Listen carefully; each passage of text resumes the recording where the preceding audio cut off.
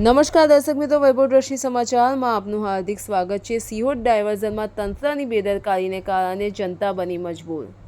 Sihor diversion જે 4 કરોડના ખર્ચે બનાવવામાં આવ્યું હતું, જે જનતાને અવર જવરમાં તકલીફ ન પડે તેની માટે બનાવવામાં આવ્યું હતું, કારણ કે સિહોર બ્રિજ તૂટી ગયો હતો, પરંતુ એ ડાયવર્ઝન પણ પ્રથમ વરસાદમાં ધોવાઈ ગયું। એ ડાયવર્ઝન તૂટતાની સાથે જ હવે જનતા ફરી મજબૂર બની ગઈ છે।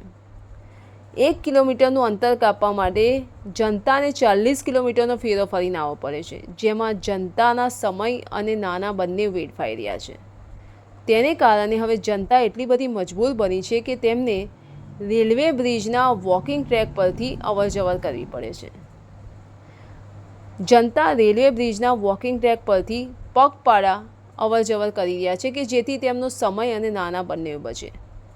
હવે તંત્રની આ બેદરકારીને લઈને જનતા એટલી બધી હાલાકી ભોગવી રહી છે, છતાં પણ તંત્ર કંઈ કરી નથી રહ્યું।